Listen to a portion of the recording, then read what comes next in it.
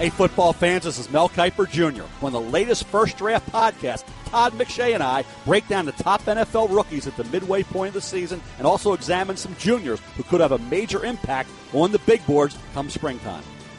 Dwyane Wade comes back tonight with the Chicago Bulls. Interesting night. I don't know that I could call it a fun night because my guess is it'll feel kind of like a sad night. Yeah, probably.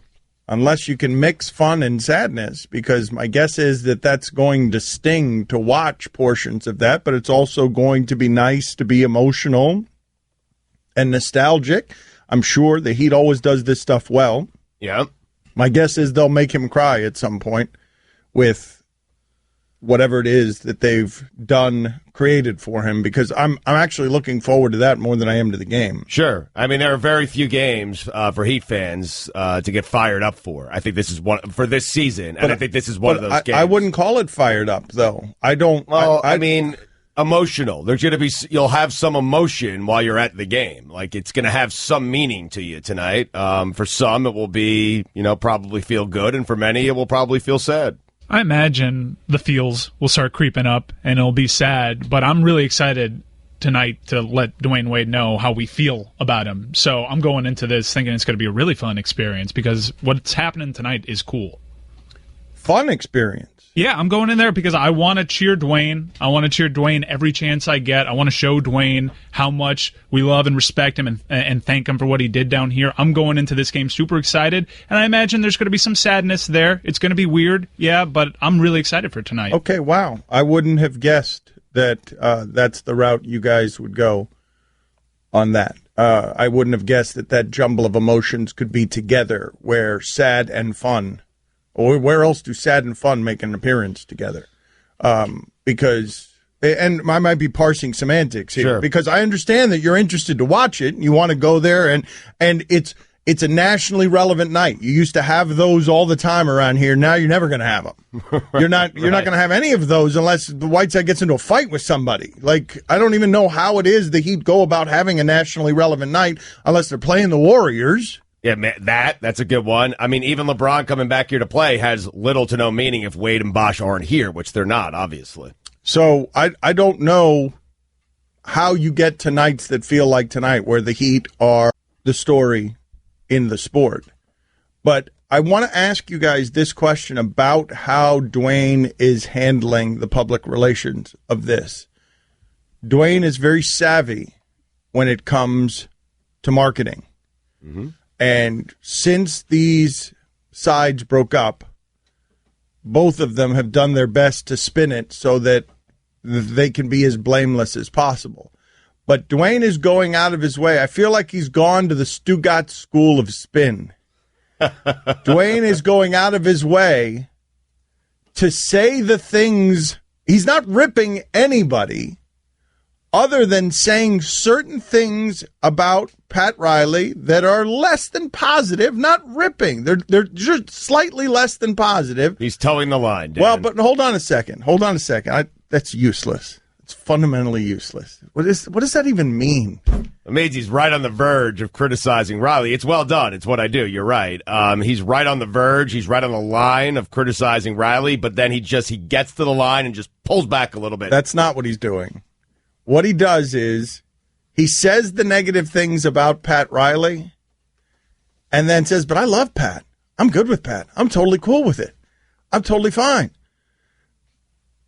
Pat killed my entire family one time in a dispute, but I love Pat. I understand him. Would you like to hear an example of Dwyane Wade towing the line?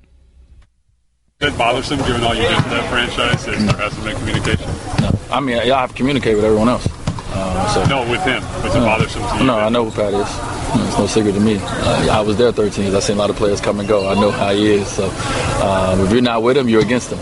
That's just the way it is. So, you got to understand that, man. And I'm cool with it. I mean, I'm fine, 100%. That's the move. Yep. It's great. It's actually great.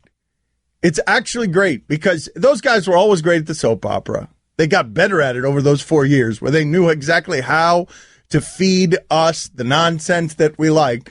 And I wonder how calculated that is because he's done it a number of different times. No, I haven't talked to Pat.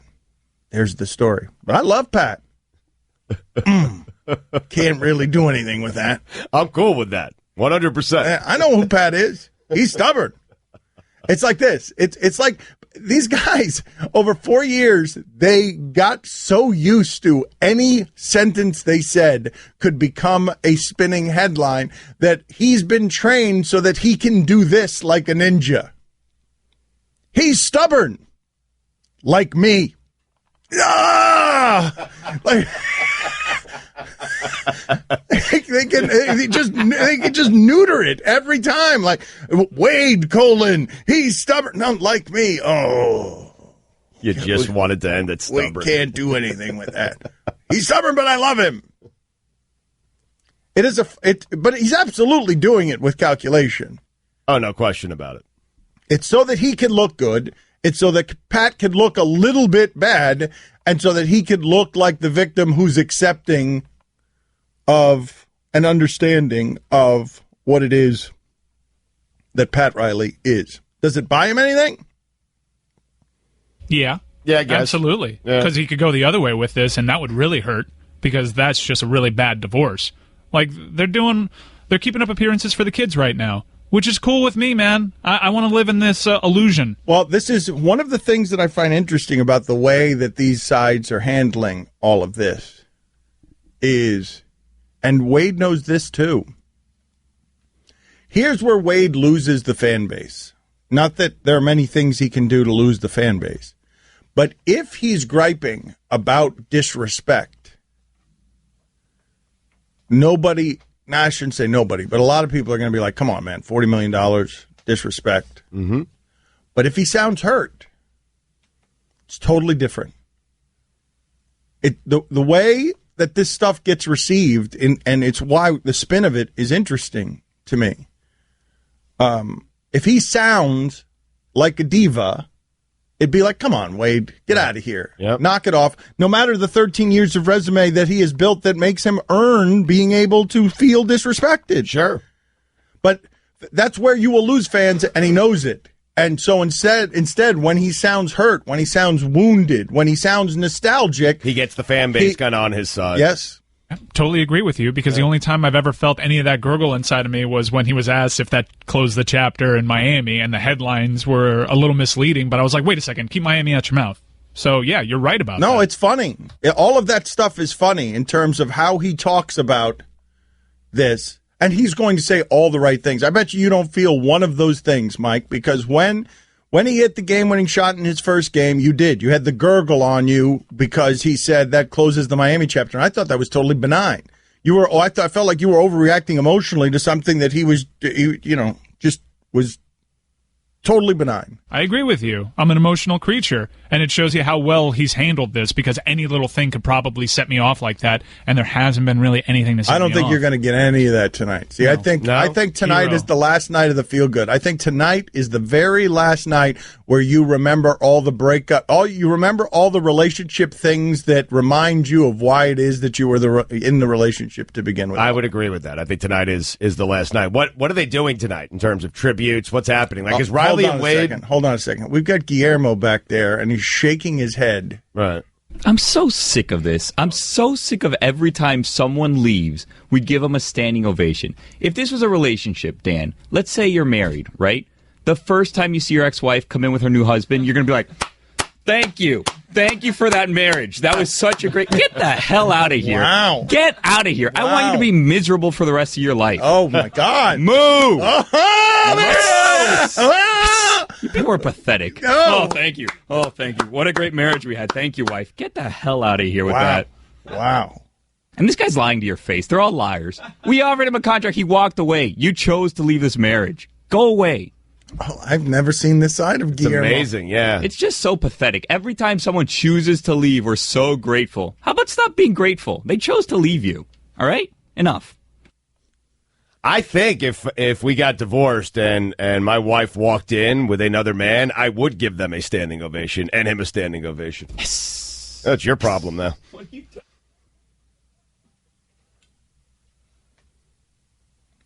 That's the way I would treat it.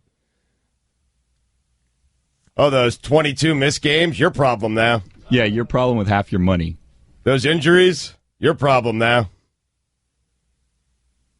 Lack of defense, your problem now. Hero ball at the end of the game, that's your problem now. And the Heat ain't giving him anything, man. Yeah, half their money. He's getting all the money from the Bulls. That is a great setup for the Heat. Signed a prenup. Better three-point shooter than Steph Curry. That's your problem now. Give me a break. 3-point shooting. What's the record? I think they just lost their third game. Yeah, it's their fourth game. They're 4-4. Okay. Mm-hmm. What the hell just happened? I dropped some truth bombs. That's what happened, Dan. Where did that expression start? I'm on it. Where did the expression, the dropping of truth bombs? In fact, put that up on the poll, Guillermo. In quotes, I dropped some truth bombs. Jerk or no jerk? Dropped some truth bombs. You dropped some bile-soaked hate bombs is what you did, and I've never seen that side of you. I did not know that you were a bomb dropper. I thought that you were just a friendly skies pilot, but all of a sudden I'm underneath you and you're dropping the truth bomb. I have an itchy trigger finger, Dan. Truth bomb was apparently coined by Tracy Morgan. Tracy Morgan's character Tracy Jordan in 30 Rock, and the Urban Dictionary entry is in August of 2010. So that's the origin of truth bomb. Have we ever seen this side of Guillermo before? No, I love it. Yeah, we have actually. Mattingly. That's right. You're right. Good call. Who do you hate more, Guillermo? Dwyane Wade or Mattingly? I mean, hate's a strong word. You were dropping truth bombs, baby. I mean, I'm upset with the way that he's being received. I mean, you can go if you want, but I'm not going to be a sucker and stand there and say thank you for disrespecting me. Get out of here. Okay. So what are you going to do? Are you going to sit there tonight with your arms crossed, or what? How's that going to work? I'm probably not even going to give him the time of day. I'll watch something else. What's on TV today? Thursday? I don't know. Yeah, Browns Ravens. There you go. Now, all right, put that up on the poll. Is Guillermo lying when he says he's probably going to watch something else? That's some scorned lover stuff right there. You are lying. So after relationships, Dan, the first time you see people, you say thank you. No, I like that. No, I like what you were saying. What you said is ridiculous. You know, you're sitting there, you get divorced. It's the first time you've seen your wife in a long time. She walks in with another man. You do not applaud them. That's true. Not just that, but this wife in particular is talking badly about my father.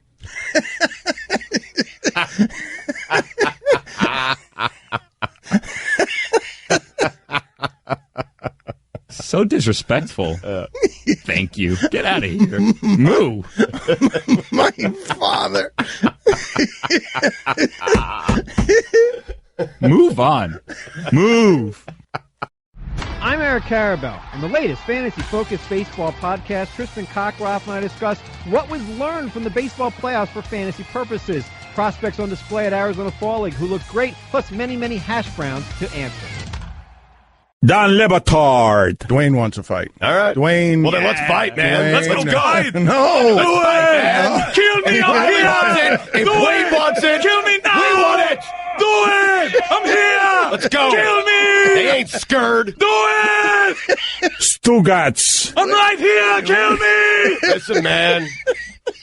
Will you shut up, Stugotz? I'm doing the thing.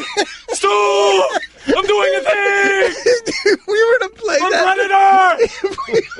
This is the Dan Le Batard Show with the Stugotz on the ticket. People really like angry, unhinged, bitter Guillermo.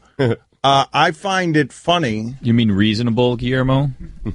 I find it funny because your voice, never mind your temperament, which can be insecure, but your voice doesn't have the balls behind it to be legitimately angry in a way that is not amusing. It's like seeing the little dog yap at everybody, the tiny miniature teacup, because your voice just doesn't have anything behind it. I don't know what you're talking about. That you don't do anger well. That whether it be a fight or anything, that nobody's going to be scared of you if you're rabid and rage filled and yelling at them because you don't have there are no testicles behind the voice. Sometimes those are the most dangerous people, Dan. Okay, he's right about that. Am I wrong about this? No, I think you're right. I think you're right. He doesn't. There's a delivery, which he has. The voice doesn't really carry much weight, and I don't know what we're going to do about it. So. Well, maybe I'm being biased here because I know Guillermo, and I know how lovable and harmless he actually is. Yeah. And so it's even funnier to me to hear him yapping because he's just, in spirit, he is an adorable little dog. Adorable. But now that you don't get that dog to guard your house. You get that dog to take family pictures with. He's a family dog. He is not. You do not put Nook, man. He's a meatloaf in the wild. You do not put him in your. You do not put him in a fenced-in area. Beware of Guillermo. I mean, maybe I'm a caged dog that's ready to come out of the cage, Dan. All right. Well, see a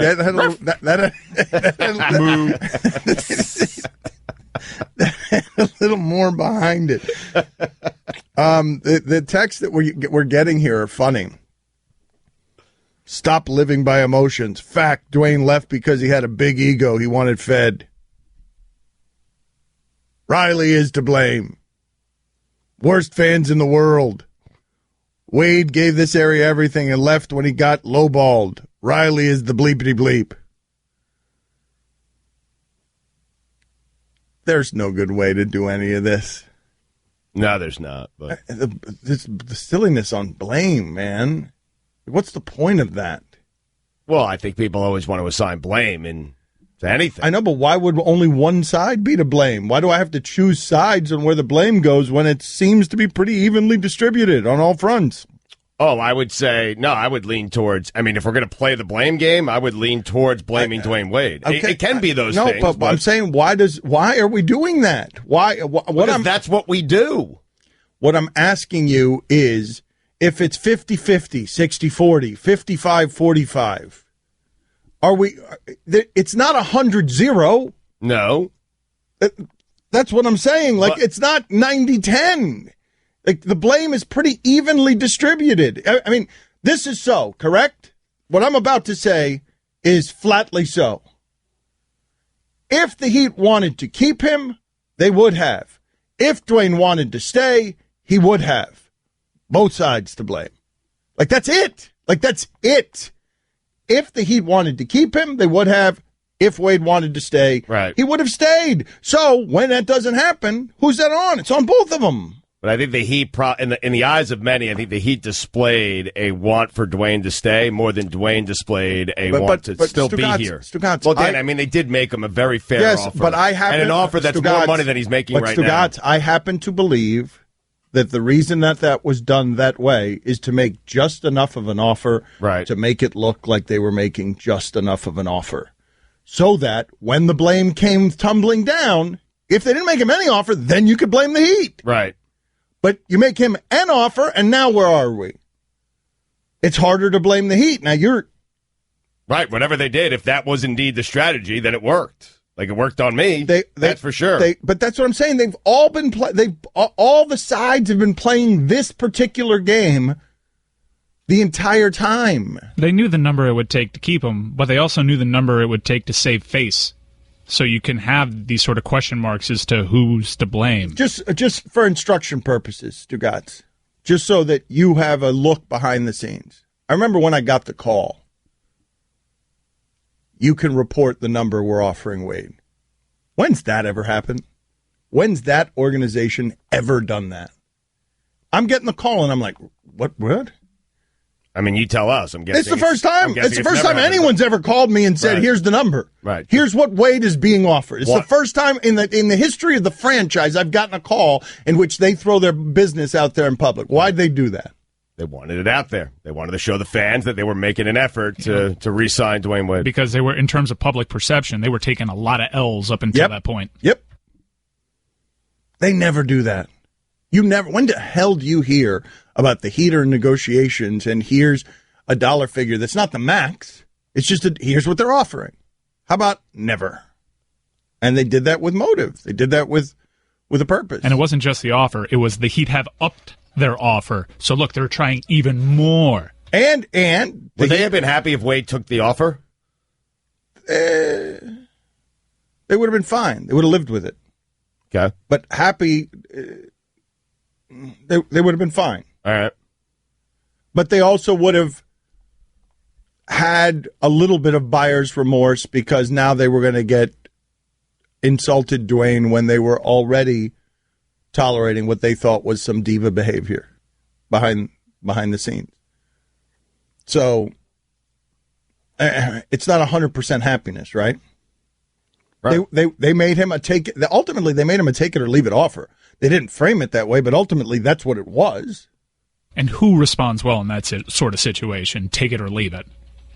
I'd be curious. I don't know this to be so, but I'd be curious whether Dwyane or Henry Thomas, his agent, were in there saying, hey, you guys got to move McRoberts, man. Move McRoberts and clear up some more room for Dwyane. That'd be a fair ask. Well, but do something. Right. Do something to show me that this isn't a take it or leave it offer. And I guess to your point, I mean, the Heat know. The Heat knew. They didn't need Henry Thomas to call and say that. The Heat knew they could have done that. Yes. To get the money for. But that's what I'm saying. Right. They were a couple months removed from wizardry to get under the luxury tax line. Absolute black magic to get under the luxury tax line. Ellisberg is right. He's a capologist now, oracle. Like all of a sudden, whoops, all dried up. Can't do anything. Can't figure out how to free up a few million for Wade. Can't do anything. Nope. We are totally handcuffed here. You're getting our last dollar. Nothing we can do. But the larger point here, when you say that's what we do, yeah, what I'm presenting to you, I think, is reasonable. Everyone's to blame here. They were done. The relationship was over. Both sides kind of realized that it was time to go. Why do we have to blame anybody? Because it feels bad, and anytime something feels bad, you've got to go find the reason for your feel bad. And if you're going to blame somebody, why do you need to blame one side? Let's say, okay. Well, it's not fun to blame both sides. You got to pick a side. So fun. Okay, so that's fun. Yeah. When you're doing the blame game, man, you got to pick a side, and you got to crush that side. You got to go. I mean, what fun is it to say, hey, he was wrong, and you know what? He was also wrong. That's not fun. Okay, but it's just got to be he was wrong. Okay, but it's probably accurate, no? But it's but it's not as fun. Okay. So it's accurate though, and I feel like even though I'm like the minority in this studio, I feel like I'm the majority opinion that fans are just scarred because their favorite player is gone, but they're not blaming either side. They see the wrong in both, right? Yeah, I think they blame Wade. No, well, you don't have your finger on this pulse, man. No, this is so Stugotz. The way I think is the way. Boo! Oh man. Boo!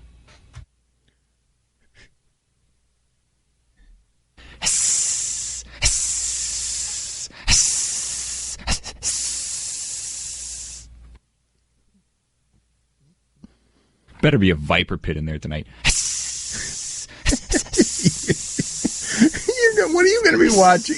What are you alleging that you're going to be watching instead of the Heat game tonight? I've been watching this show about swords where they make swords out of like junkyard material on the History Channel. I'm hoping there's some new episodes of that I could see on demand. That would be nice. Forged in Fire, it's called. They give you like a random thing, and you have 3 hours. And you need to forge that piece of metal, whether it's like a spring from a truck or like just a random piece of like tractor. Wow. And you need to get that into like part of a blade that they give you. So then after that, they eliminate the person that hasn't done that the best. There's 4 people when you start. And then the next round, you need to give it a handle, and then they eliminate someone from there. And they do tests also, like sharpness and strength and stuff. And then from there, they give you 5 days to go home, and they give you like a really specific sword that you need to make, like from some, time in history, like, Romans or whatever. And then after 5 days, you have 3 tests, and they come back, and it's more like strength tests and stuff. And then they choose the Forged in Fire champion, $10,000. Whoa! I love how detailed your answer was to that question. I have not delighted in anything I've heard on the show delivered that way since Greg Cody did his 5 stages of pea soup making. You undeterred in describing your sword show. Forged in Fire. History Channel. Check it out. You just bulldozed everything with a just super specific, detailed response to what it is that you're going to be doing tonight instead of watching Dwyane Wade. Which I think is a lie, by the way. You're not going to be watching a show about swords. Well, only if it's available on demand. I've caught up, I think. I think I've seen them all. Texture writes in, Guillermo is so weird and wonderful. A great description of it. I feel like he knows more about the show than the sword makers, than the makers of the sword making show. I mean, I don't think I'm retaining any information, actually, because I'm just enjoying it. Because they give you, like, definitions. They use all these words that I don't know that has to do with sword making. I don't know anything about sword making. I just like to see how they do it. It's an art, really. I mean, Dan, if I were to give you, like, a spring from a truck, did you think you could make a sword out of that? No. Yes, of course. I've got an entire sword collection made out of things from the junkyard. It's really a tribute to, like, the human spirit and, like, abilities to do stuff. Like, I would never think you could make a sword out of, like, just random pieces of metal. The other thing is, though, that, and you're right, but why would you need to make a sword since we know don't live in medieval times anymore? Like a sword, how many people are using swords these days? It's actually kind of scary because it's also like, wow, these people can make weapons out of anything. I would never use a sword, but yeah, but that sounds like prison. No. All of a sudden, a toothbrush is a shiv. No? Check it out. Okay. Watch like 3 or 4 episodes and then get back to me on this. There's no chance I will watch 5 minutes of Forged in Fire. I'm in on that. Sounds interesting. Yeah, like they hand them like a cell phone and they say, go make a sword. Like, I'm all in. Dan, there was this time that they lifted up the sheet and there was nothing underneath it. And they're like, you need to use your tools and decide which tools are important to you and which ones you can turn into weapons. What? How about that? Well, what do you mean? What do you mean? What do you mean? Wow. But there was nothing under the... There was nothing under there, but they have like a thing full of like hammers or whatever, so they need to turn the hammers into swords. Yeah. So you limit the number of tools you can use because you have to use half of them for your weapon. What? How about that? I love that, man. I'm Andy Katz from ESPN, along with my co-host Seth Greenberg. On Courtside with Katz and Coach G, we'll be joined by Arizona head coach Sean Miller and Indiana head coach Tom Crean in advance of the Armed Forces Classic in Honolulu. Dan Le Batard. Seriously, like how many times have I told you that it's perfectly okay to criticize somebody's behavior, but that calling people names is not the way to go? Stugotz. How many times have I told you I don't care? This is the Dan Le Batard Show with the Stugotz on the ticket. Animal Collective tomorrow night, 8:30 p.m., Fillmore, Miami Beach. For more information, FillmoreMB.com is where you go. It's actually tonight. It's tonight, right, guys? Yeah. It's tonight. It does say tomorrow night. So yeah, I'm strangling Chris Cody behind the scenes right now. So it's tonight at 8:30 at the Fillmore, Miami Beach. My bet. Praise is pouring in for Guillermo. Guillermo needs to not talk for the rest of forever, you ballless koala. I don't know what sound koala makes. How about a ballless one? How about a koala without balls? Okay, very good. Very good. Thank you. So, people are mad in a way that's a bit confusing to me. Stan Van Gundy came out and said some things yesterday, and he called the president of our country misogynistic and racist, brazenly so. And I'm just curious, what would Trump have to do for you to agree with that assessment if you're a Trump supporter? You know what I mean? Like, I don't understand why anyone would argue. Right. You guys get agitated with the race stuff all the time, so let's put that aside. Mm-hmm. Why would you argue against Trump being a misogynist? Like, what would he have to do for you to confirm that he's a misogynist if what he's already done isn't proof enough to you? there's nothing. Like, for me, there's nothing. He's already done it. Like, those recordings, that's enough. But do you understand? Never mind the recordings. Well, you're asking what else would he have to do on top of what he's already done. Never mind the recordings. Like, put the recordings aside. Say the recordings never existed. You don't have enough information. Right. To know that, I mean, he was asked by Howard Stern, do you respect women? And his response was, I wouldn't go that far. Mm-hmm. I think a lot of people would say there have been presidents who probably haven't treated women, in a respectful way as well. Whether it's Bill Clinton, whether it's JFK, I think a lot of people would say that. I know, but to say that Trump is a misogynist, the argument on the other end isn't, no, he's not, look at Clinton. Like, no. I just don't. Well, there is no argument. You're right. No, but what I don't get is, I'm going to turn this into a race discussion, but the need to dispute that, what I'm asking is, what does he have to do for you to not dispute it? Like, what more would you like? Before you get into this, I have the sound a koala makes, courtesy of Ron McGill.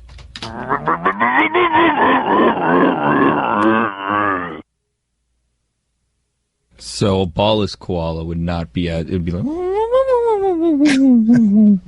Sounds like one of the Three Stooges. This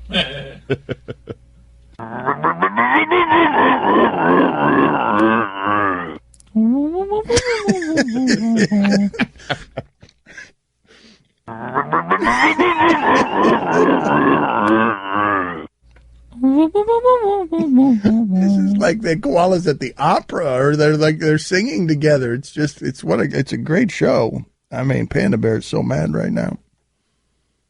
You guys stole his stuff. No.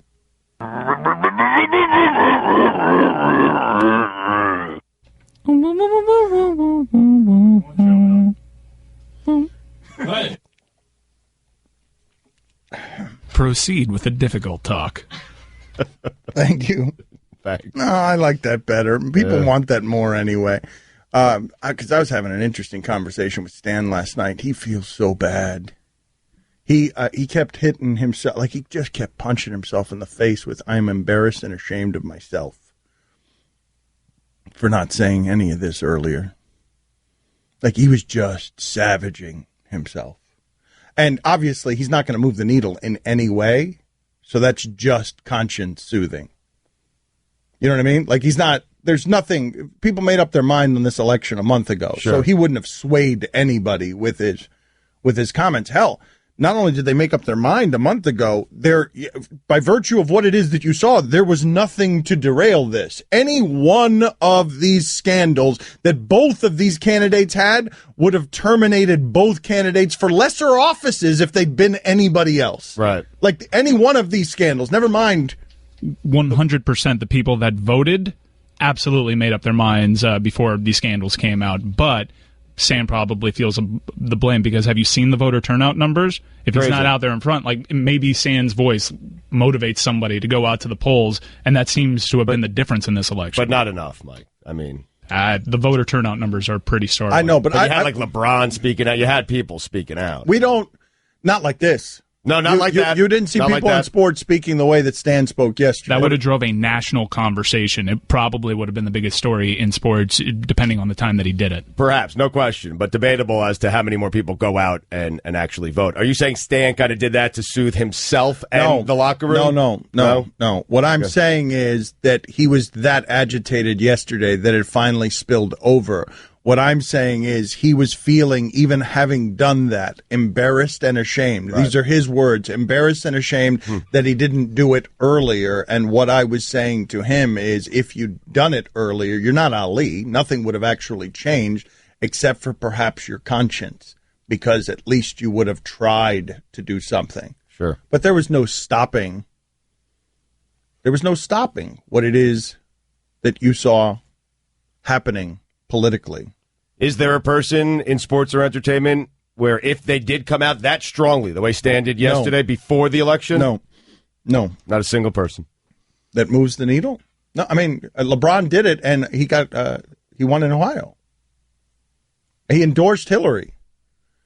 And But this was really forceful. These were things that were said that LeBron would never say. I know, but the way that this has worked out, the way that this has played out is that all of this is so divisive that my point is that Stan says this and people are screaming at Stan, you bleeping basketball coach, what do you know? Shut up. He's not racist. He's not a misogynist. And so that's where the starting point on the conversation was for me, that to those people, there is nothing that their candidate could have done that they would not have defended. Because I put race aside because it's just so loaded. Sure. So put that aside because I know you guys, I've fought with you too much over 10 years to know that that conversation is not going to go anywhere for me. You're just going to get mad at me. So let me put that to the side. I'm happy to put that aside. How can you dispute that he's a misogynist? You can't. Or that his behavior? You can't. Like that's what I'm saying. To me, you can't dispute either of them. But Dan, a lot of women went out and voted for him, like knowing that. White women. They went out and voted for him. White women. Yeah. Oh, I'm confused by that. Yeah. I'm going to ask this Dr. Alan Lichtman. He's going to be on with us today. He's the guy who he had accurate polling information, and nobody was listening to him because he was saying that Trump was going to win. And one of the things that I was confused about yesterday is I don't understand how the polling data was such garbage. I don't understand how the media could get that wrong. And so perhaps this Dr. Alan Lichtman, is he from Harvard, Mike? Is that where he's from? He graduated from Harvard. He teaches at American.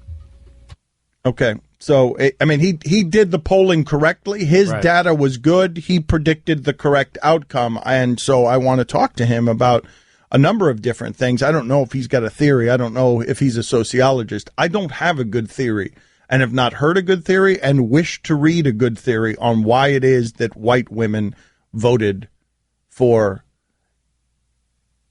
Donald Trump. I have been talking to a lot of, this has been interesting, and it's not something that I knew, and I've been getting a lot of perspective from women over the last couple of days. Like a friend of mine, his wife was watching the election, and as it was coming in, a Colombian woman is sitting on the bed, and she's just spitting at the television. Women did this. Before even the numbers were showing that. And so I've just heard a lot of theories about crabs in a bucket and nobody is worse to women than women are. And that women, that I don't know whether it's that this country doesn't like women or this country didn't like that woman. But there's a lot of, whether you go from rape culture on, I've always been confused by the way it seems that men love women and hate women, seem to hate women. That they're, I mean, what happens in rape culture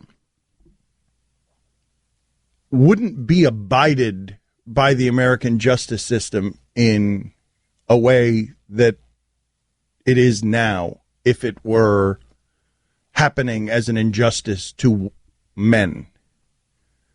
If what is happening, our legal system's inability to, whatever the numbers are, you've read some of them, I don't know what's right, but that 1% of the rapists are actually caught and charged. What depending on who it is that you want to believe, if that were happening to men, the American justice system would figure out a way to fix it. Agreed. It would get fixed. Like if something like that were happening to men. So but I don't have a good theory. In fact, what's the best theory that you've heard? Because I don't have a good theory for why it is that white women would vote for Donald Trump. And I'm just sort of baffled. Like, I don't want to believe what would be one of the theories, which is that your fear of immigrants and your xenophobia and, your undercurrent of race and racism are stronger than your feminism, that bile wins, that fear wins. You're not buying that. I don't want to buy it. It's not that I don't buy it. It's that I don't want to believe that, but I'm not hearing a lot of other good theories that. I mean, that one's kind of baffling, isn't it? It's kind of baffling. It is to think that after everything that was in the media. Let's do this another way. Let me attack this another way. All right. Because I wonder what it is about that particular woman, Hillary. No, that's part of it. That's right. Look, man, some of this stuff does come down to, I can't dispute this. Like, I can get into deeper and meatier sociological topics, but some of this stuff does come down to simply not likable. And there's no measurement for that, but some people are likable and some people aren't. If we were to put up on the poll at Le Batard Show, who's more likable, you or me? I'm guessing that the answer to that is going to be you. I don't know how to be more likable. Mm-hmm. I don't. It's not interesting to me. I don't crave it. But my guess is, in fact, put that up there. Guillermo, put that up there. Who's more likable, Dan or Stugotz? I want to see how bad it is. I know it's going to be bad. I want to see how bad it is. I mean, you're not helping your case in terms of trying to be more likable when saying it doesn't matter to you and is not interesting to you. Yep. Sure isn't. Matters very much to me, people. Okay. I mean, I make that pretty obvious every day, though, right? That I don't care whether you like me or not. I'm guessing therein lies the answer as to how you become more likable. Yeah. Caring. Really? Caring to be more likable. That's a good start. And not only that, not that Dan doesn't, but caring about people in general. I mean, that's what I do. I care about people. Yeah. I do. I do care about people. Nobody cares about people more than you. Thank you. And no one cares about more people than me. I mean, I just care about everyone. I do. I mean, I could work with you on this if you'd like. And really? Take a little seminar? Take a seminar? Yes. What would that look like? Just lie to everybody about everything. Tell everybody what they want to hear. Bingo. That's lesson one? Yep. How many prongs are there to your likability course? There's really just one lesson. You just nailed it. Tell people what they want to hear. Well, then, I'm a chameleon. Man. Hence my affliction, right? I just figure, oh, no wonder I'm not likable. A revolutionary, single-pronged inspirational speech and method. Red-hot USC heads to Seattle to face fourth-ranked Washington. Far left side of the field for the end zone. Jump ball, Darius Rogers. Touchdown, USC. Coverage begins Saturday at 7 Eastern on ESPN Radio and the ESPN app.